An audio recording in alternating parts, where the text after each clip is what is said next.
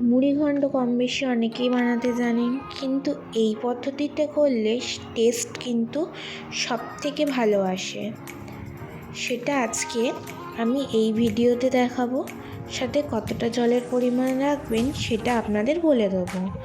তাহলে মুড়িঘণ্টটা এইরকম ঝরঝরে হবে। নমস্কার বন্ধুরা, কেমন আছেন সবাই? পিউয়ের রান্নাঘরে সকলকে স্বাগত জানাই। আর ভিডিওটি স্কিপ না করে ফুল ভিডিওটি দেখার অনুরোধ রইল আপনাদের কাছে। মুড়িঘণ্ট বানাবার জন্য প্রথমে লাগছে অর্ধেক মাছের মাথা, কাতলা মাছের মাথা নিয়েছি, ভালো করে ধুয়ে নুন হলুদ মাখিয়ে নিচ্ছি।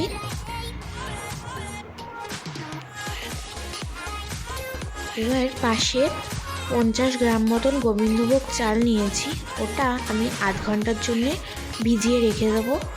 আর গোবিন্দভোগ চালের মুড়িঘণ্ট কিন্তু দারুণ হয়, গন্ধটা কিন্তু দারুণ আসে। এবার আমি টমেটো, আদা আর পেঁয়াজ রসুন কেটে নেব। 2 কোয়া রসুন, 1 টুকরো আদা, একটা মিডিয়াম সাইজের পেঁয়াজ আর একটা মিডিয়াম সাইজের টমেটো নিয়ে কুচি করে কেটে নিয়েছি। এবার কড়াইতে সর্ষের তেল দেওয়ার পর কাতলা মাছগুলো ভালো করে ভেজে নেব।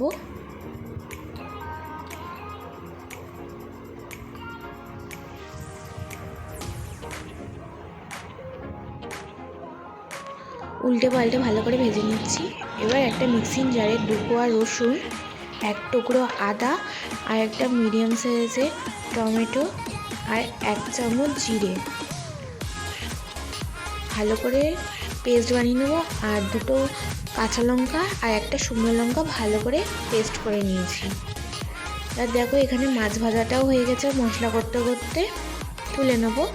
এবার ওই তেলের মধ্যে বড় বড় করে আলু কেটে রেখেছিলাম, ওই আলুটা লাল লাল করে ভেজে নেব।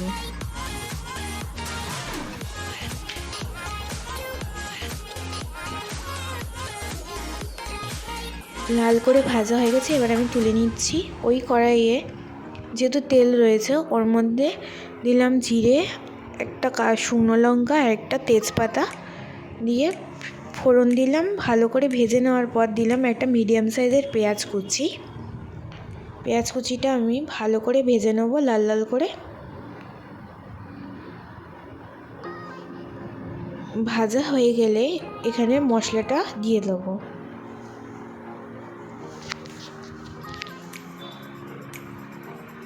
মশলাটা এবার আমি ভালো করে কষিয়ে নেবো। তার আগে আমি গুঁড়ো মশলা অ্যাড করে দেবো। 1 চামচ নুন, হাফ চামচ হলুদ গুঁড়ো আর 1 চামচ কাশ্মীরি লঙ্কার গুঁড়ো দিয়ে ভালো করে নাড়াচাড়া করে নিচ্ছি। আর একটু জল দিয়ে দেবো যাতে মশলাটা না পুড়ে যায়।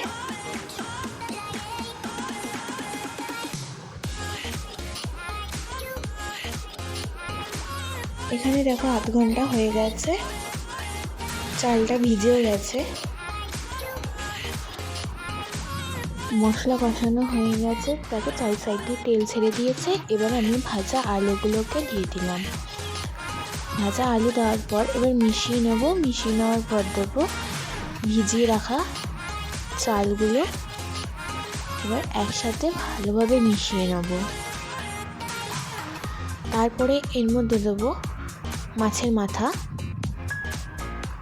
মাথাগুলো আমি ভাঙছিলাম, কিন্তু ভাঙছিল না ভালো, আমি এরকমভাবেই রেখে দিয়েছি।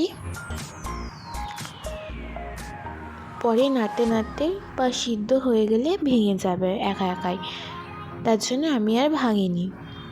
এবারে আমি চা খাওয়ার কাপ মেপে 1.5 কাপ মতন জল দিয়ে দিয়েছি।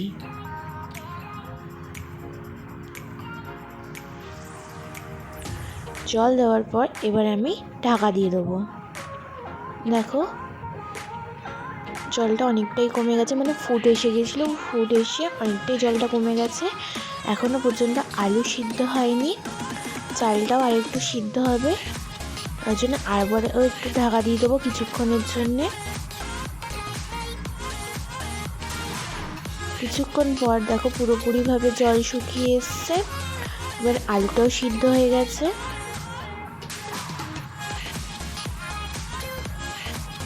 এবার আরেকটু নাড়াচাড়া করে নেওয়ার পর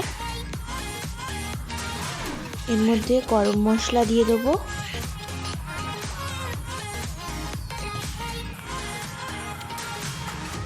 এবার আমি ভালো করে নাড়াচাড়া করে নেব।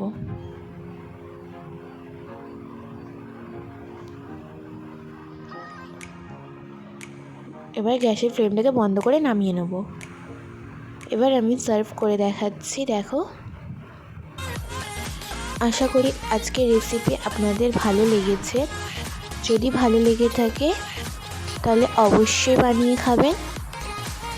আর আজকের ভিডিও যদি আপনাদের কাছে ভালো লেগে থাকে please like, comment and share, আর অবশ্যই চ্যানেলটি সাবস্ক্রাইব করে দেবেন।